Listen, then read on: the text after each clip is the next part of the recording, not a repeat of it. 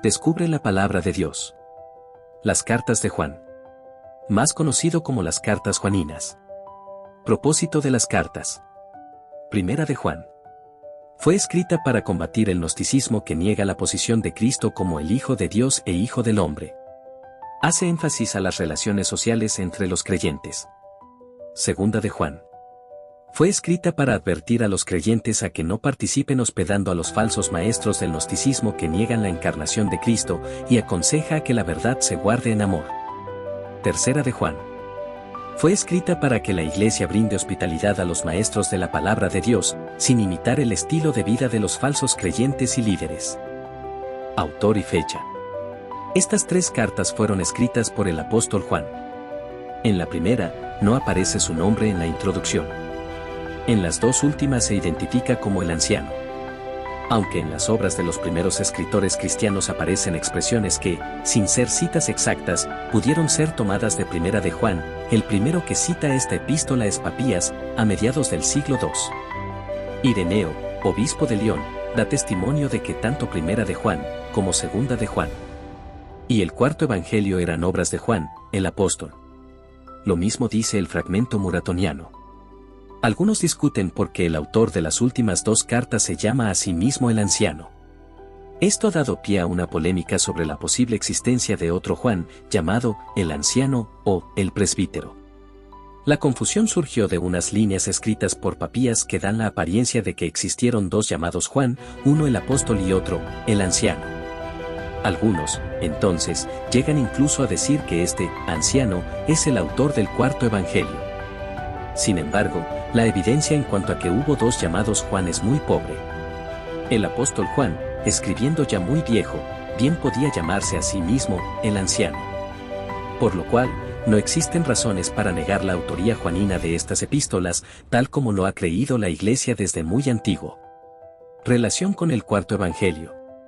La relación entre estas epístolas y el evangelio de Juan puede observarse al constatar que el estilo y los temas son muy parecidos. La costumbre hebrea de establecer paralelismos aparece a cada rato. Se contrasta el amor y el odio, la luz con las tinieblas, la verdad y la falsedad, la vida y la muerte, etc. También se habla de los hijos de Dios y los hijos del diablo, los que tienen vida y los que no la tienen, los que son del mundo y los que no lo son, pero también se ha señalado que hay una gran cantidad de palabras, unas 813, que aparecen en el Evangelio pero están ausentes de las cartas. Características. Estas cartas tienen un carácter pastoral y, al mismo tiempo, polémico. El deseo de Juan es, por un lado, proteger a sus hijitos y, por el otro, refutar las malas enseñanzas que intentaban confundirles. El principal problema era cristológico. Juan advierte contra los falsos profetas que han salido por el mundo, diciendo, en esto conoced el Espíritu de Dios, todo espíritu que confiesa que Jesucristo ha venido en carne, es de Dios, y todo espíritu que no confiesa que Jesucristo ha venido en carne, no es de Dios. Porque muchos engañadores han salido por el mundo, que no confiesan que Jesucristo ha venido en carne. Quien esto hace es el engañador y el anticristo. Como se menciona en el artículo sobre el cuarto evangelio, la tradición señala que el apóstol tenía muy en cuenta las enseñanzas de Cerinto, un hereje que, al parecer, mezclaba especulaciones de los ebionitas con elementos de lo que luego sería el gnosticismo. Los ebionitas negaban la existencia del Señor Jesús antes de nacer de María. Por eso Juan registra detalladamente la discusión con los judíos, que termina diciendo, de cierto os digo, antes que Abraham fuese, yo soy. El apóstol toma también en consideración la herejía docetista. Esta alegaba que la humanidad del Señor solo había sido aparente. Esto explica el énfasis de Juan al hablar de que el Verbo fue hecho carne. Hay que notar en este evangelio el empeño en subrayar la condición del Señor como Hijo del Hombre. Juan desea que sus lectores entiendan que el Hijo de Dios se hizo Hijo del Hombre, pues sólo así era posible obtener una expiación por los pecados del mundo, a través de su verdadera muerte y verdadera resurrección. Primera de Juan. El apóstol enfatiza que habla de cosas que había experimentado de manera directa. Fue una experiencia física, pero lo que se manifestó fue la vida eterna. Eso es el anuncio, lo que predica. Dios es luz. No se puede tener comunión con Él si estamos en pecado. Pero si lo confesamos, Él es fiel y justo para perdonar. Cristo es la propiciación por nuestros pecados. Conocer a Dios es guardar sus mandamientos. El que dice que está en luz, debe amar a su hermano. Juan se dirige a sus hijitos de todas las edades. Les dice que no deben amar al mundo, pues lo que hay en él, los deseos de la carne, los deseos de los ojos y la vanagloria de la vida, no provienen del Padre. Una señal de los últimos tiempos es la apostasía de algunos. El que niega que Jesús es el Cristo es un mentiroso. Son personas que os engañan. El apóstol anima a sus hijitos a perseverar. Comienza entonces a exponer sobre el amor. El amor del Padre se ha manifestado en que seamos llamados hijos de Dios. Tenemos la esperanza de ser como Cristo. Eso debe conducirnos a la purificación. Todo aquel que permanece en él no peca, pero el que practica el pecado es del diablo. El mensaje que hemos recibido es que nos amemos los unos a los otros, pues el que aborrece a su hermano es homicida. Pero el que tiene bienes de este mundo y no ayuda al hermano pobre, ¿cómo mora el amor de Dios en él?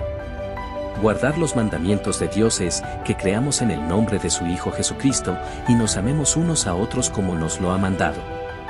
Los hermanos no deben creer a todo espíritu. Si alguien no confiesa la encarnación del Señor Jesús, no es de Dios. Nosotros somos de Dios.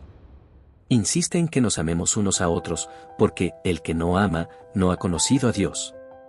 El amor de Dios consiste en que envió a su Hijo, en propiciación por nuestros pecados. El que ama a Dios, ame también a su hermano. La fe de los cristianos ha vencido al mundo.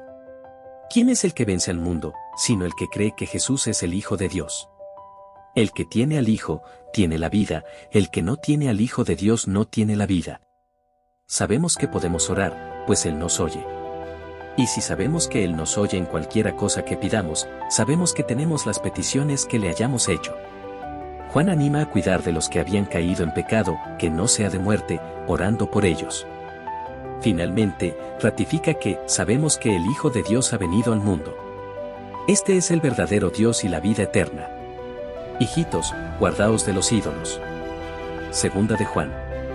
El tema de Primera de Juan se repite, más resumido, en esta carta. Su propósito parece que estuvo relacionado con la hospitalidad que debía darse a los evangelistas, maestros o misioneros que viajaban constantemente entre las iglesias. El apóstol comienza declarando su gozo por la perseverancia en la fe de la señora elegida y sus hijos.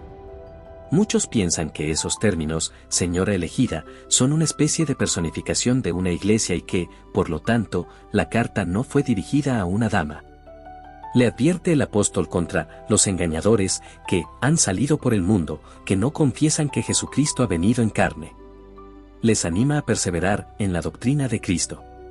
Si alguno viene a vosotros y no trae esta doctrina, no lo recibáis en casa, ni le digáis, bienvenido, para no participar en sus malas obras. Luego se despide indicando que piensa visitarles pronto.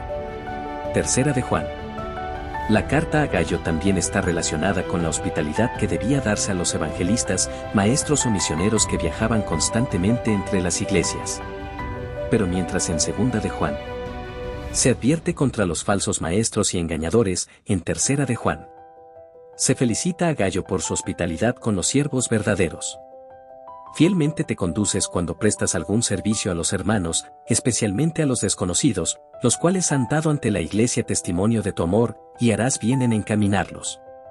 Los misioneros salían, por amor al nombre de Él, sin aceptar nada de los gentiles. Los hermanos deben acoger a tales personas, para que cooperemos con la verdad. La excepción, muy negativa, la constituye Diótrefes, al que le gusta tener el primer lugar, y se negaba a recibir a los hermanos. Incluso, a los que quieren recibirlos se lo prohíbe, y los expulsa de la iglesia. En cambio, todos dan testimonio de Demetrio. El apóstol le anuncia que espera verle, en breve, para hablar, cara a cara. Pide que salude a los amigos, a cada uno en particular.